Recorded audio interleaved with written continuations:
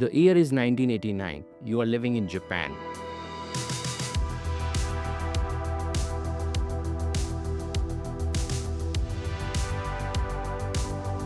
Having invested all your money in Japanese index at all-time high, you are quite excited about the growth prospect, as the index has grown six-fold in a decade. As a nationalist and proud Japanese citizen, you love your country and optimistic about the growth of the country. Index has touched lifetime high of 38,957 on December 29, 1989. 35 years have passed and you would have hoped for multi-bagger returns on your investment. However, your exact return is zero in absolute terms and significantly negative when adjusted for inflation. Yes, the Japanese index Nikkei 225 didn't touch its lifetime high touched in 1989 for 34 years. It took 3 decades and couple of generations to see zero return. Yes, this is classic case of country risk. Back to present. It's late 2024. The long bull run in Indian equities has taken a halt. All the major indexes are down, while the mid and small cap stocks has taken the major beatings. Although the index is down in single digit, the mid and small cap stocks are down anywhere between 30 to 70%. So the people who have invested majorly in these sectors are quite fearful because their portfolio is down by almost 50%.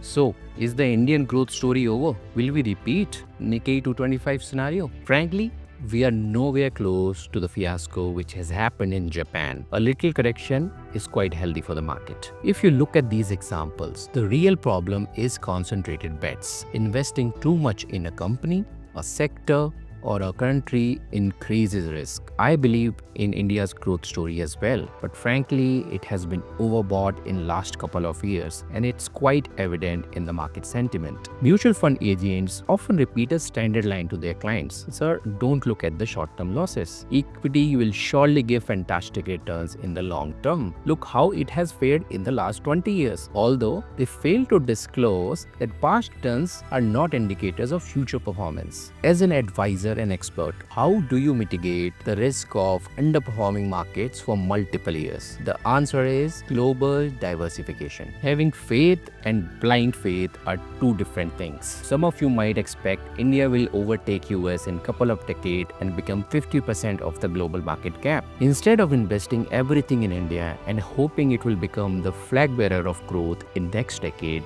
the right approach is to take the strategic call and spread your money across borders. We started looking at US investment for our clients in 2019 and post-pandemic began executing those calls. We also diverted some funds to China via ADR route listed on NYSE. So let's compare two model portfolios. Portfolio A, which is filled with domestic equities. Portfolio B, which is filled with domestic plus international equities. And let's look at their performance at a time horizon of 1 year, 2 year and 5 year. So talking about Portfolio A, which is domestic equities, we are keeping an asset allocation of 50% in large cap, 25% in mid cap and 25% in small cap. So this portfolio in 1 year has given you return of 8%, in 2 years somewhere around 24% and in 5 years somewhere around 20%. Now coming back to the portfolio B, which is filled with domestic plus international equities. This has a set allocation of 50% in India, 50% overseas. India allocation is concentrated heavily towards large cap, which is 35% and 7.5% each in mid and small cap. In the global,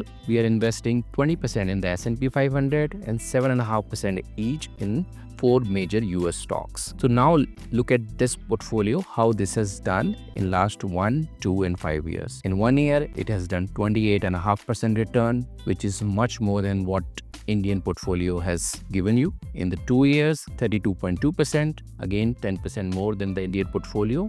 And in the 5 year, it has done 20.8%, which is similar to the Indian portfolio. It's a small sample, but you can see global diversification does provide stability to your portfolio. While one market may underperform, the other one can take the lead and maintain an average return for your portfolio, reducing overall losses. The easiest way is through Indian mutual funds. Many AMCs have funds centered around S&P 500, Nasdaq and Hang Seng. However, the mutual fund industry has hit its limit of overseas investment, making this option practically exhausted for everyone. If you have a reasonable corpus to invest overseas, the best option for you is liberalized remittance scheme by RBI. Under this scheme, an individual can transfer up to $250,000 per year for investment or any other purposes. If you are a family of 2, you can transfer up to $500,000. If you are a family of 4, you can transfer up to $1 million per year. This is a highly liberalized sum for you to invest overseas. Once you decide to use LRS route, the next step is choosing a platform for global investment. Based on my experience, the most consistent broker is ICICI Securities, which is tied up with Interactive Brokers for access to global markets. HDFC had previously tied up with Stockal,